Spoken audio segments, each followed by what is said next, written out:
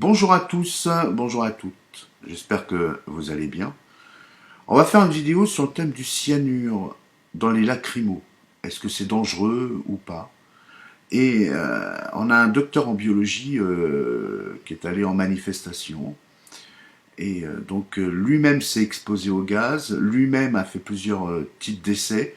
Alors il a envoyé des tests dans un laboratoire à Lyon. Au départ, ils étaient tous positifs.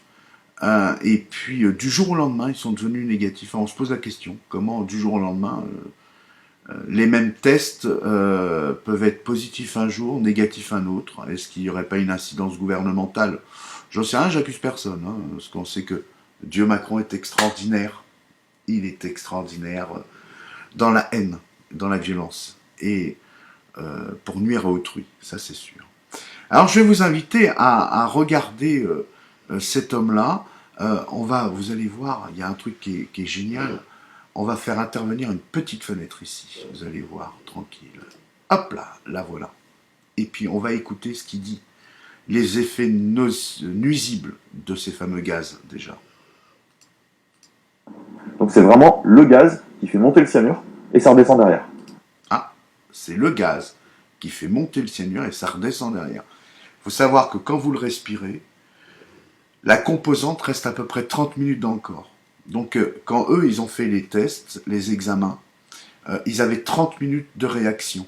Voilà, c'est pour ça qu'ils étaient obligés de faire les tests sur place, en collaboration d'ailleurs avec des médecins, etc., etc. Alors, quelles sont les conséquences concrètement?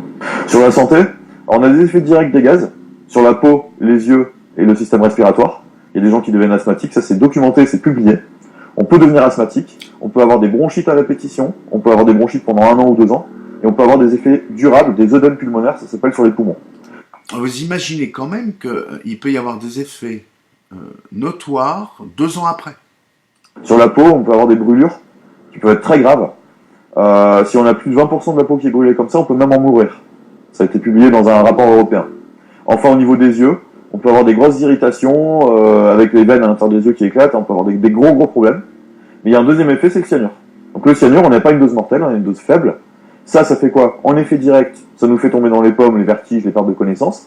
Ça peut jouer sur la mortalité.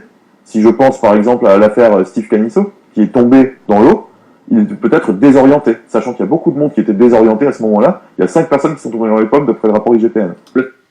Alors il y a 5 personnes qui sont tombées dans les pommes. Il y a Steve qui est tombé à l'eau. Et il y en a un deuxième aussi qui est tombé à l'eau, qui aurait pu se noyer, mais qui a été rattrapé par chance. Alors vous voyez, l'enquête IGPN de Steve, on n'a pas eu de résultats concrets, on n'a rien entendu, hein, on attend toujours nous. Hein. Mais vous remarquerez quand même que ça pourrait être une des probabilités pour Steve. C'est-à-dire qu'il aurait été désorienté, il serait tombé à l'eau, et comme il ne savait pas nager, bien sûr, il serait noyé. Bien sûr que c'est logique, Steve n'a pas décidé de faire un bain de minuit, on est bien d'accord. Le fait qu'il y ait du cyanure dans le gaz lacrymo, enfin, que ça se transforme en cyanure dans le sang plus exactement, est-ce que ça lui donne plus de capacité à repousser les manifestants ou pas? Est-ce que c'est utile en fait? C'est utile parce que ça affaiblit. Vu qu'on tombe dans les pommes, qu'on a des vertiges, qu'on a des crampes, etc. Donc ça a un jeu aussi sur ça. Hein. Et c'est un gaz qui est utilisé dans la guerre du Vietnam. C'est un gaz militaire. Hein. Voilà, tout est dit. C'est un gaz militaire, on est bien d'accord. Donc Macron, il utilise des gaz militaires, des armes militaires, comme les LBD et tous ces machins-là, face à son peuple qui est en colère, tout simplement. Hein. On vous fait juste un petit rappel, les amis, que la haine, elle vient pas du peuple. Hein. Elle vient de ce gouvernement, de cette dictature fasciste, parce que moi je parle de fascisme parce que je vous invite à regarder la définition de fascisme sur Wikipédia. Voilà, c'est gouvernement autoritaire, et c'est ce qui fait Macron aujourd'hui.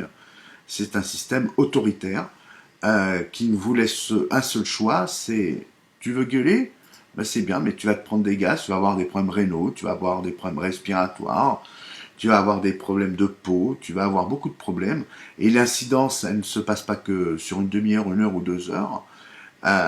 Tu peux avoir des problèmes rénaux, de gros problèmes rénaux, de gros problèmes en tout genre, parce que je pense qu'il dit pas tout, mais il y en a sûrement d'autres.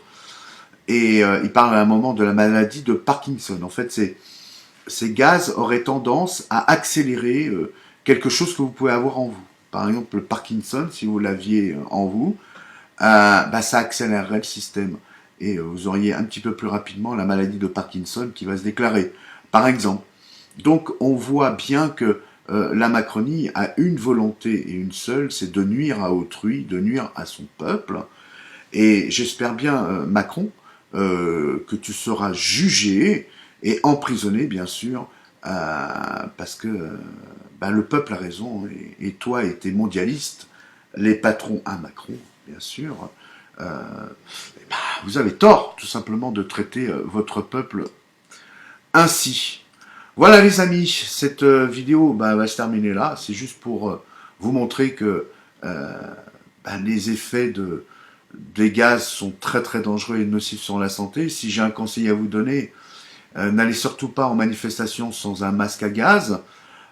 Et puis si on vous le retire, si on vous l'enlève, surtout vous partez du lieu où il y a les gaz. Voilà. Un dernier truc, il faut savoir une chose, c'est que les policiers sont sous-informés par rapport aux gaz qu'ils jettent. Il y a beaucoup de policiers qui ont des problèmes aussi pulmonaires, etc., comme nous les manifestants. Et qu'il y en a quelques-uns, ça commence un petit peu à les horripiler.